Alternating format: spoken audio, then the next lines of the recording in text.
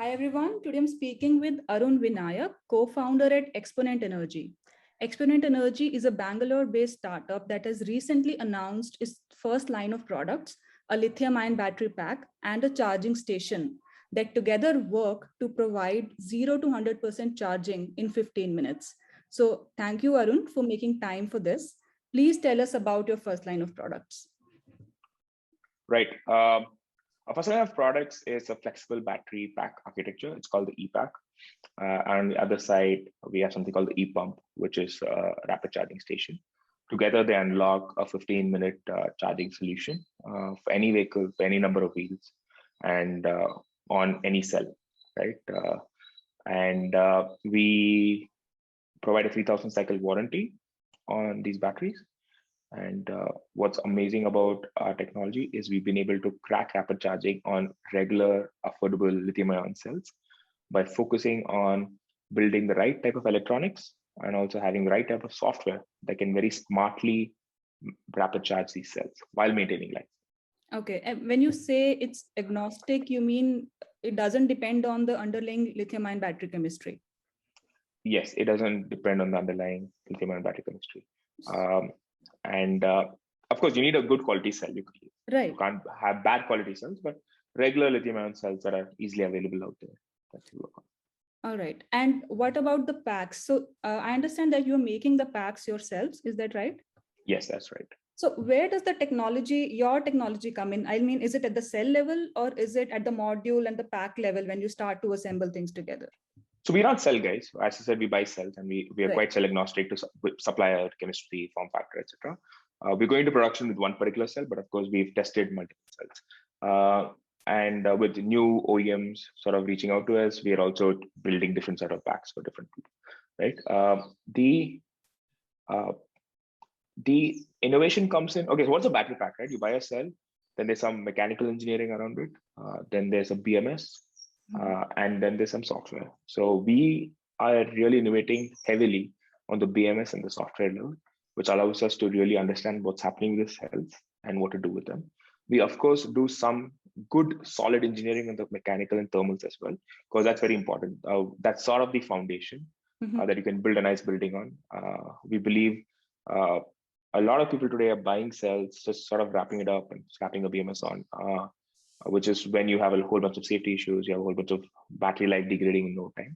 So it's important you first start with a great mechanical layer. And sometimes it's not glamorous, so people just say, no, forget mechanical, just go to BMS and software. But it's important you have that. And then on top of that, you need a really smart BMS with all the software that can sort of really figure out what to do with this battery and how to manage it. Right, so that's what we innovate on. So typically what we've known is that the LFP or the NMC packs do not reach up to 3,000 cycles. So I'm curious to know, how are you able to claim 3,000 cycles, and that too at such a rapid charge, when we know that the rapid charge is known to degrade the cycle life? Got it. So actually the cell has potential, right? It's generally how it's managed is why you see this distinct difference between what's happening in the lab and what's happening out there in the field, right? And this bad management of the field really comes from bad thermal engineering, bad voltage sensing, bad decisions that the BMS makes, right? Which is really about the mechanicals, the electronics, and the software. So these are the three layers you need to fix to ensure that what you get in the lab, you can get out there in the field, right? And why that's important for India is because our temperature conditions outside are very aggressive. Secondly, while charging, the cells get really, really stressed. So if you get deeper into the charging bit, right? When you charge a cell, it's like taking a boulder up the hill, right? It's increasing the potential energy of the cell. It's a lot of resistance. The cell doesn't want to go there, right? And it's like a baby refusing to eat, right? But then chargers are like, no, I will make you eat it, sort of force them up there, right? There's a lot of heat, a lot of stress, a lot of damage. Right, and as you start charging a cell, what's really happening inside a cell is lithium ions are going from the cathode to the anode, and slower you charge lesser lithium ions, faster you charge more current. And as there's more current, there's a lot of chaos. Right? And you have things called lithium crowding around the anode. You have lithium plating. These are permanent failures. Once you have lithium plating, you've permanently lost capacity. Active lithium drops. The complete internal resistance of the cell is permanently shifted. right? But if you're able to sort of manage this and see, hey, where is this crowding happening? Can you give the cell the right amount of rest, the right amount of breaks? Can we charge the cell in a way that this chaos is managed, right? Then you fundamentally ensure the damage doesn't happen. Okay. Right. Today, most people say, rapid charging, fast charging is bad because if you just brute force charge it, yeah, the impedance builds up and you have damage. But which is why they say, let's take a slow approach and let's build impedance over time, which still ends up damaging, by the way, right? It's just lesser damage and you're living with 1,000 cycles, so it's fine, right? But if you really can eliminate the damage altogether while still pushing in current and do that at the same time, which means you need a very quick control loop, right, between the charger and the battery working really in one seamless balancing act, then you can really unlock rapid charging on regular cells. Of course, there are things you need to do for this, which is you need a BMS that can really, really see. Because think of cells as buckets, right? And you're pouring water. You can pour it slowly, but suddenly if you want to pour that bucket and fill it up in like A's instantly, right? Then you really need to ensure that the water level is going up. You're able to see that very quickly. There's a lot more froth, a lot more ripples that happen when you're rapid charging. So you need to be able to understand all of that, and you need to know when to switch on, when to switch off. So you need a BMS that's very, very accurate. You need software that can really decide these things in milliseconds, and you need a charging system that can also react that quickly and actually ensure the battery is taken care of. That's what we're building.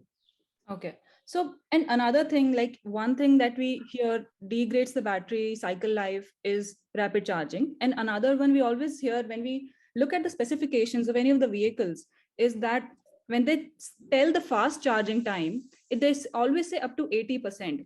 So is that again something you have been able to eliminate, that 80% limit for fast charging using your proprietary technology?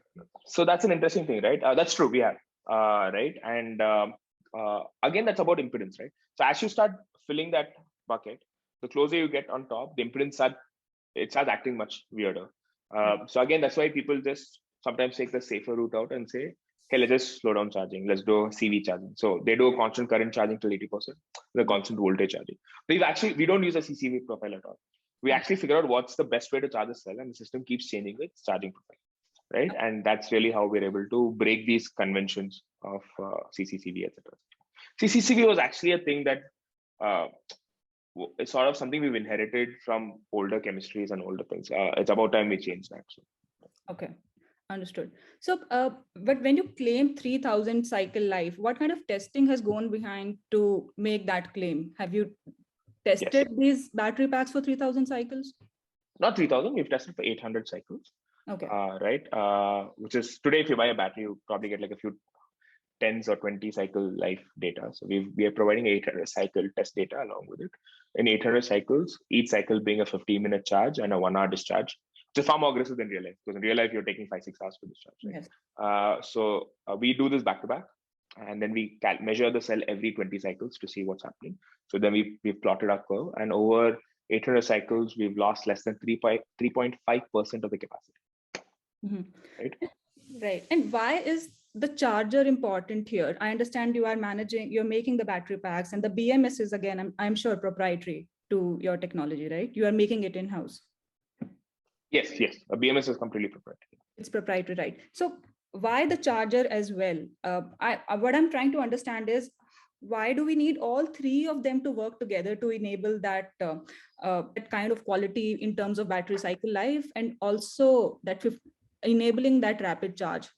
It's an energy transaction, right? You have to be on both sides, right?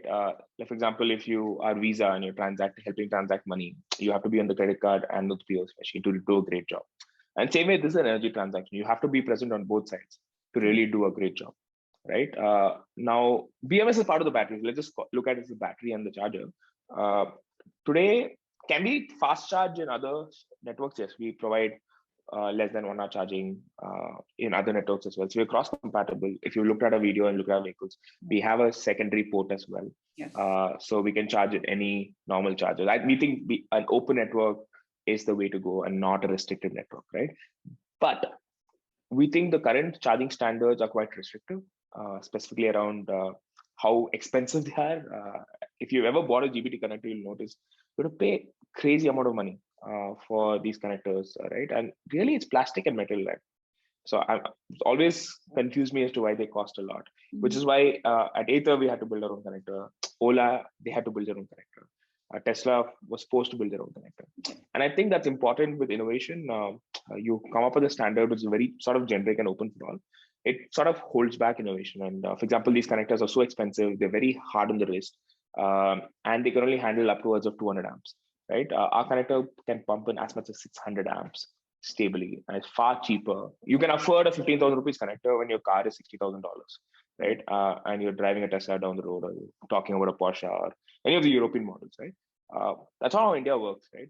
India can't afford these things. India can't afford large batteries. India doesn't have dedicated parking at home.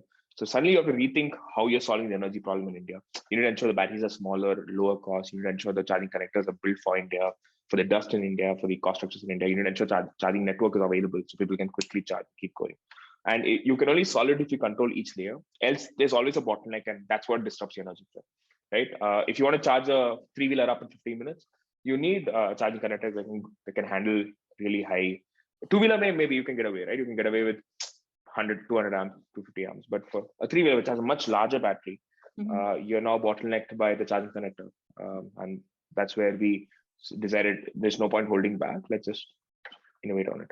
The other thing is the battery also needs to be able to communicate very well to the charging station, and the charging station needs to accurately sort of respond to it. And we can only guarantee this if we are on, in some sense, both sides.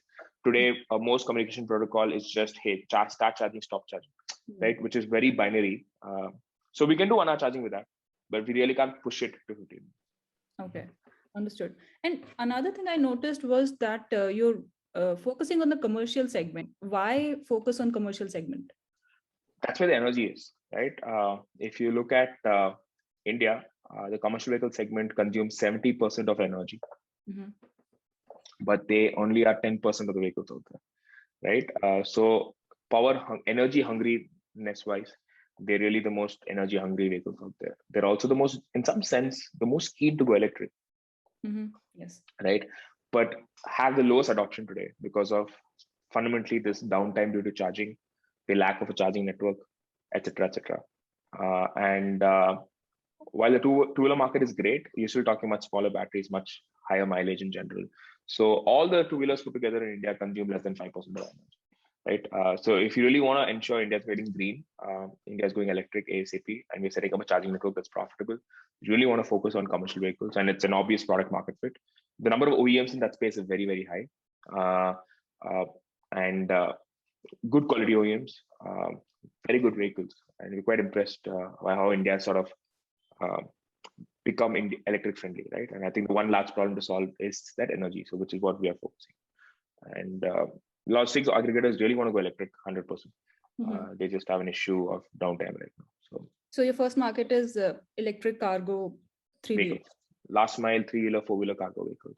Okay, that is the first market. Okay. So what are your go-to-market plans, and where are you in terms of commercializing your technology? And do you have any IP, like proprietary IP, patents? Yeah, there's a lot of patents that we want to file, and we are always trying to find time to file. Not sure if patents are a good thing or a bad thing anymore, but it just ends up taking a lot of time and end up also telling the whole world what you're doing, right? In some sense. So mixed opinions of that, but we are always in the process of filing patents.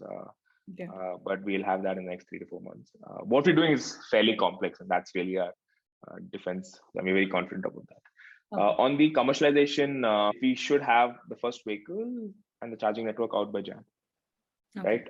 And we're working with battery manufacturing partners to ensure that an Xponent battery pack, the e-pack is up and ready. And we are also working with a few OEMs and logistics partners to ensure the right vehicle, our batteries, the charging station is all out there by Jan. Right. So when you say you're working with battery manufacturers, what does that mean? You're not manufacturing the battery pack yourselves? They are attached to us, and we work as partnerships, and they're exclusive manufacturing partners for Xponent. It's just contract manufacturing we're getting done. Yeah, using your design and everything. Yes. Okay, understood. Okay, sounds good, Arun. And we really look forward to seeing those vehicles on the road that we can see charging in 15 minutes flat. Thank you so much for your time. Thank you so much for having me today. Thank you so much.